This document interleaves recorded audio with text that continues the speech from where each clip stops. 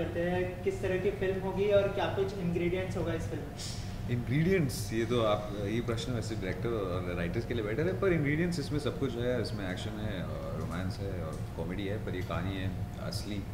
और ये कहानी है इन लोगों के बारे में जो आधा हिंदुस्तान तितली के परिवार की तरह है। वो मुसीबतें हैं, चाहे जो गरीबी है, चाहे जो इनके मन में चल रहा है। तो तितली गाड़ी चोरों के बारे में इन नटशल। 3 भाई जो गाड़ी चुराते हैं, सबसे छोटा भाई जो भागना चाहता है इस दुनिया से, और एक लड़की नीलू जो अपनी मुसीबतों से भाग रही है, और कैसे नीलू और तितली मिलते हैं और साथ में वो इस जगह से, इस मोहल्ले से, इस दुनिया से भागते हैं।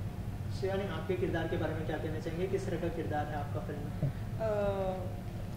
किरदार बहुत स्ट्रॉन्ग है, थोड़ा मेरे जैसा सा ये किरदार। तो बेसिकली दिल्ली की एक लड़की है, सिंपल है, लेकिन उसकी अपनी कुछ ख्वाहिशें हैं, और कैसे वो थोड़ी सी मैनिपुलेटिव है। को क्या बोलते हैं, वो अपनी चीज़ों को प्लान करती है। कोई प्रॉब्लम में चले जाती है तो उसका दिमाग चलता है कि कैसे निकले प्रॉब्लम से, कैसे इसको सॉल्व करे। तो हार नहीं मानती है कभी भी लाइफ से, और स्ट्रॉन्ग लड़की है, फाइटर है, जैसे दिल्ली में आम लड़कियाँ होती, जैसे हम सब लोग हैं बिल्कुल। सारे किरदार हमसे डिफरेंट सिर्फ इसी तरीके से हो सकते हैं कि क्लास में डिफरेंस हैं, हो सकता है, या फिर थोड़ा सा बिहेवियर वाइज डिफरेंस हो सकता है, पर अदरवाइज सारे कैरेक्टर्स ऐसे हैं कि हर इंसान के अंदर वो कैरेक्टर्स हैं।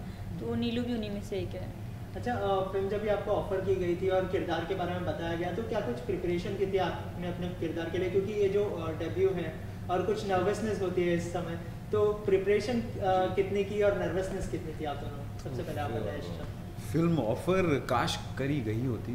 फिल्म ऑफ़र नहीं गई थी। हम दोनों ने बहुत काम किया है ये पिक्चर पाने के लिए, और बहुत लड़े हैं हम, और बहुत झगड़े हैं हम, और बहुत खून पसीना बहाया। तो ये पिक्चर ऑफ़र नहीं हुई थी। हमने ऑडिशन दिए महीने भर के, और ये छीनी है हमने। और आप जैसे जानते हैं ये यशराज और दिवाकर बैनर्जी की पिक्चर है, और हम फर्स्ट टाइम एक्टर हैं। वो तो फर्स्ट, मैं थोड़े साल से सिनेमा पढ़ रहा हूँ और अभी कर रहा हूँ, but I have never played a lead in a film. तो बिल्कुल ये ऑफ़र नहीं हुई थी। ऑफ़र स्टार्स को होती हैं पिक्चरें। ऑडिशन दिए करीब 2 महीने के, जो बहुत मुश्किल थे, बहुत हाउ से डिप्रेसिव थे, क्योंकि हमें समझने की ज़रूरत थी कि इन कैरेक्टर्स, इन किरदारों की दुनिया क्या है। और वो समझने के लिए हम अच्छे ख़ानदानों से, हम उन ख़ानदानों से नहीं है जो बचपन से पिटे हैं, या भूखे हैं, या बिजली नहीं है, पानी नहीं है। तो ये समझने के लिए एक ऑडिशन प्रोसेस था जो बहुत मुश्किल था। और बिल्कुल भी कहना कि ऑफ़र हुए पार्ट नहीं, ये इस पार्ट के लिए मैं लड़ा हूँ, और मैंने बहुत काम किया। मैं तो नाखुश थी स्टार्टिंग में, क्योंकि मैं बचपन से जो सपना देखा था वो हीरोइन बनने का देखा था, और मुझे सुंदर दिखना था स्क्रीन पे, मुझे अच्छे कपड़े पहनने थे, रोमांस करना था, मुझे बहुत अलग तरीके का ख्वाहिश थी मेरी। पर जब मुझे तितली ऑफ़र हुई, हाँ डेफिनेटली, और यही सेम बात बोलूँगी मैं कि हमें ऑफ़र नहीं हुई है, ऑब्वियसली ऑफ़र नहीं हुई, क्योंकि हमने बहुत मेहनत की है, बहुत ज़्यादा मेहनत करी, और तब हमें ये कैरेक्टर्स मिले हैं, अदरवाइज़ हमें नहीं मिलते। तो और हर दिन हमने खुद को प्रूव किया। हर दिन थप्पड़ खाने के बाद हम गए, हम उठा के अगले दिन की काम दे दो, और गालियाँ सुनी हैं, रिजेक्शंस देखे हैं, बहुत सारी चीज़ें। और लोग जब हमारे सामने अपना डिसअपॉइंटमेंट दिखाते हैं कि तुमसे कुछ नहीं होगा और तुम कुछ नहीं कर सकते लाइफ में, तो ये सब पूरा लंबे, इसके कुछ 2-3 महीने के प्रोसेस था मेरा, कुछ 1.5 महीने का प्रोसेस था। तो इतना लंबा ऑडिशन के बाद, इतनी मेहनत करने के बाद हमें फिल्म मिली है। जब मुझे बोला गया कि चलो तुम इस फिल्म का पार्ट हो, तब तक हम इतनी ज़्यादा डिप्रेशन में जा चुके थे कि मैं तो एंजॉय ही नहीं किया। मतलब मुझे वो खुशी फील ही नहीं हुई उस पॉइंट तक जाने के बाद कि अच्छा मुझे फिल्म मिल गई है। और लेकिन हाँ, जब मैंने स्क्रिप्ट पढ़ी तो मुझे बहुत अच्छा मतलब स्टार्टिंग में मुझे लगा कि शायद पता नहीं थोड़ा डिफरेंट है। मैंने क्योंकि सिनेमा पढ़ा नहीं है, तो मेरे लिए मैंने जिस तरीके की फ़िल्में देखी थी, मुझे लगता था फिल्म सिर्फ ऐसे ही होती है, तो मुझे लगा ये थोड़ा सा कुछ तो अलग लिखा है इन्होंने। बट हाँ, अब जब फिल्म मैं कर रही थी तो मुझे बहुत ज़्यादा अच्छा फील हुआ, मुझे बहुत ज़्यादा प्राउड है कि मैं इतनी अच्छी फिल्म का पार्ट थी। ये शायद अभी मैं बोलूँगी तो लोगों को लगेगा क्योंकि मैंने फिल्म कर दी है तो मैं बायस हो रही हूँ, फिल्म सेल करने की कोशिश कर रही हूँ, पर ऐसा बिल्कुल भी नहीं है। मैं एज अ पर्सन बहुत ऑनेस्ट हूँ, और मैं बड़ी ज़्यादा ब्लंट हूँ, बहुत स्ट्रेट फॉरवर्ड हूँ। मैंने कानू से भी पहले दिन जाके बोला था कि ये फिल्म तो कोई नहीं देखने आएगा, बट आज मैं बोल सकती हूँ बहुत प्राउड करके हम सब ने बहुत मेहनत की, बहुत प्यार से और बहुत मेहनत से बनाई है फिल्म सब लोगों ने। और लिटरली अपने सारे इमोशंस, क्योंकि हम रिलेट कर करके, ऐसा नहीं है कि हमने अगर पिटने का सीन किया है और हमें पता नहीं है कि पिटाई के बाद कैसा फील होता है, तो हम पिटे हैं एक्चुअली वो फील करने के लिए। तो हमने सारे प्योर इमोशंस डाले हैं फिल्म में, और तो मुझे लगता है कि फिल्म बहुत ज़्यादा अच्छी बनी और अब मुझे बहुत अच्छा फील होता है कि मैं इसका पार्ट थी। जी, दिबांकर बैनर्जी की बात करें तो वो हमेशा अलग सिनेमा बनाने में बिलीव करते हैं, जैसे शंघाई हो गई, उनकी पहली जो फिल्म है सारी देख लीजिए, सारी अलग सिनेमा है। तो इस सिनेमा की अगर बात करें तो आपने कैसे एक्सपेक्ट किया और कितनी नर्वसनेस थी इस फिल्म करने से पहले आप दोनों में? मुझे different kind of cinema of course, लेकिन मैं पहले उससे ताल्लुक़ नहीं रखती थी। मैं थोड़ा अलग तरीके का फिल्म देखती थी और अलग सिनेमा समझती थी। डिफ़िकल्ट इसलिए था क्योंकि ना मैंने देखा था और करना तो बहुत दूर की बात है। ये मेरा तो शशांक ने फिर भी एक्टिंग पढ़ी है, शशांक काफ़ी टाइम से इस प्रोसेस में हैं, देखा है उन्होंने एक्टिंग। मैंने ऑडिशन भी शायद नहीं दिए थे, शायद मेरा एक ऑडिशन था पहले वोडाफोन का, वो ऐड किया था मैंने, और ये सेकेंड ऑडिशन मेरे लाइफ का था, तो मैंने कोई ऑडिशन भी नहीं दिए थे। मुझे नहीं पता कि डिफरेंट काइंड ऑफ सिनेमा क्या है। मुझे बस इतना समझ में आया तितली करने के बाद कि बहुत रियल है और आई थिंक ये सिनेमा ज़्यादा बनना चाहिए क्योंकि है तो कहानी फैमिली की ही, चाहे वो करण जौहर बना रहे हैं, चाहे वो राजश्री प्रोडक्शंस बना रहे हैं, है तो कहानी फैमिली की। और जहाँ फैमिली की बात होती है आई थिंक सब लोग रिलेट भी कर पाते हैं। तो मैंने तो हम साथ साथ है भी इंजॉय की थी और मैं तितली भी उतना ही इंजॉय करती हूँ क्योंकि हम साथ साथ में वो प्यार मोहब्बत वाला पार्ट दिखाया था और तितली में जो एक्चुअली डिफरेंसेस होते हैं फैमिली में कि मैं आपकी बात से सहमत नहीं हूँ और तुम सहमत नहीं हो तो लो थप्पड़ खाओ एक, जो ये भी बहुत ही नेचुरल सी चीज़ें हैं, वो दिखाने की कोशिश की। मैं इससे भी सहमत रखती हूँ। तो मुझे लगता है कि और ये सिनेमा बनना चाहिए सो डैट लोगों को ना अपनी, कई बार क्या होता है हम दिखा गलती नहीं रहे होते हैं, हम दिखा तो यही रहे होते हैं कि अच्छा ये हो रहा है, पर हमें देखते देखते अपनी गलती रियलाइज़ हो जाती है कि इससे कोई फ़ायदा नहीं है, ये नहीं करते हैं, ये छोड़ देते हैं, अब ये ट्राई करते हैं। तो बहुत ज़रूरी था और बस वही दिखाने की कोशिश की है। शशांक आप क्या कहना चाहेंगे? प्रश्न बताएंगे फिर से? जी, दिबांकर बैनर्जी की जो फिल्में होती है वो अलग सिनेमा होता है। दिबाकर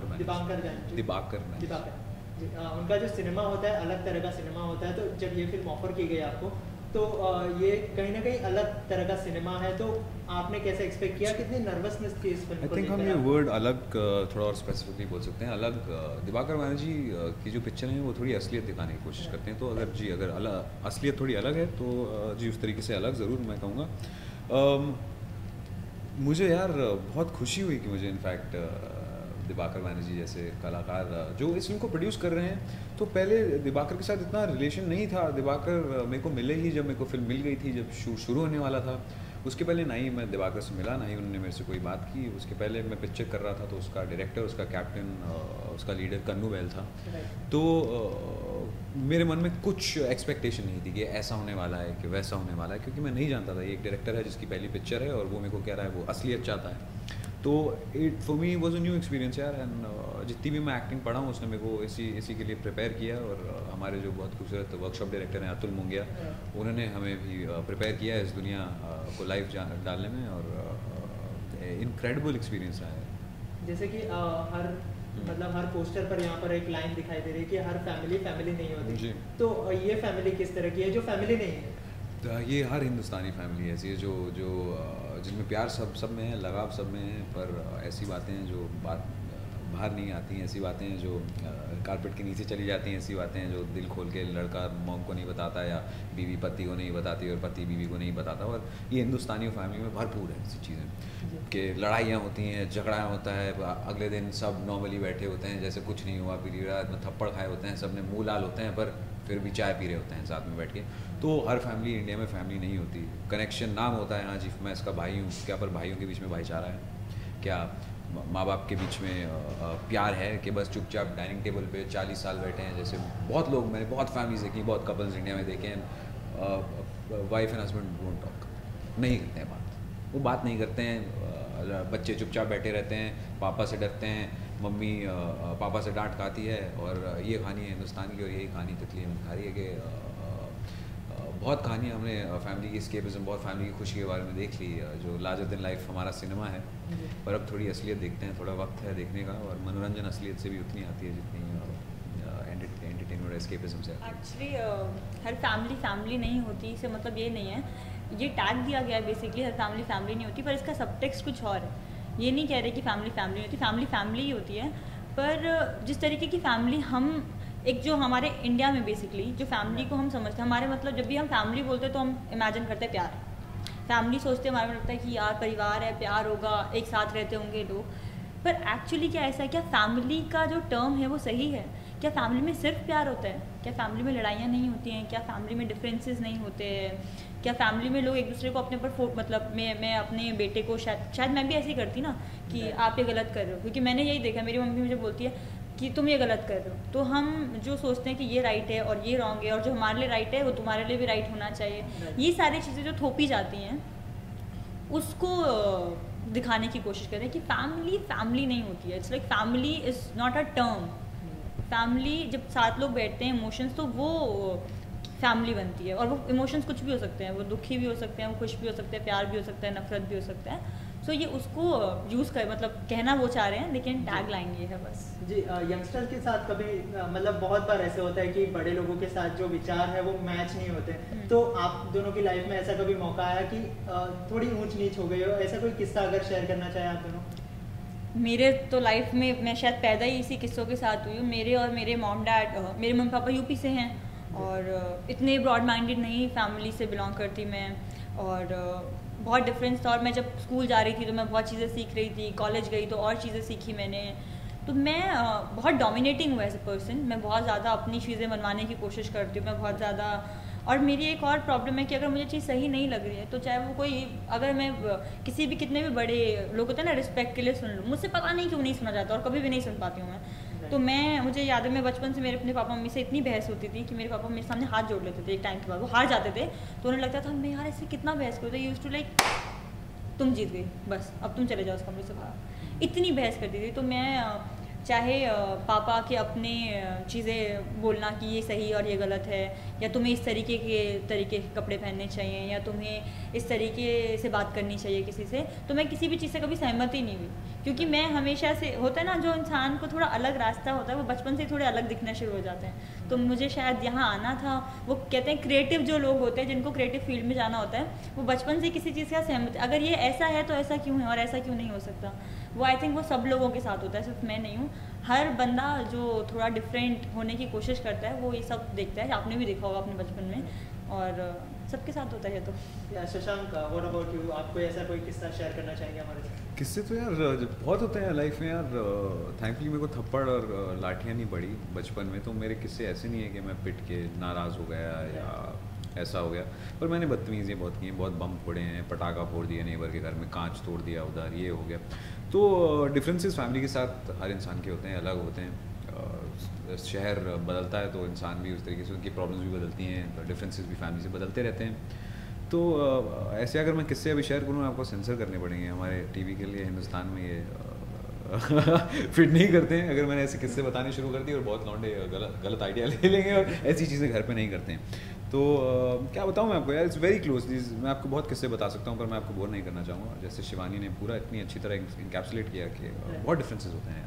अच्छा, आखिर में आपसे जानना चाहूँगा कि बॉलीवुड में जब भी कोई एक्टर या एक्ट्रेस आते हैं, उनका कोई इंस्पिरेशन होता है या फिर ड्रीम डायरेक्टर होता है कि मुझे इसके साथ काम करना है, तो आपका ऐसा कोई ड्रीम डायरेक्टर या ड्रीम एक्टर है जिनके साथ आप काम करना चाहते हैं? 4-5 नाम मेरे को बहुत जल्दी लेने पड़ेंगे। चैतन्य तमाने, नीरज ग्यावन, अनुराग कश्यप, दिवाकर बैनर्जी, राजू हिरानी, ये सब डायरेक्टर्स हैं। और inspiration as an actor Ashok Kumar, Raj Kapoor, Mehmood, Nawazuddin Siddiqui, और ऐसे कलाकार हैं जो बचपन से मुझे खुश कर रहे हैं। और होपफुली मैं एमुलेट नहीं करता, मैं आइडियलाइज़ नहीं करता, बट इनसे सीखा बहुत हूँ, इनको देख के, इनकी तरक्की, इनके बिहेवियर, इनकी जो नज़रिया है लाइफ का, इनके बारे में सुन के, इंटरव्यूज़ देख के, तो इनने इफेक्ट बहुत किया। वरना मैं बहुत अंग्रेज़ी पिक्चरें या चाहे अफगानी सिनेमा हो, ईरानियन सिनेमा हो, दुनिया भर का सिनेमा देखता हूँ, पसंद करता हूँ और कोशिश करता हूँ कि हर कोने का सिनेमा देखूँ।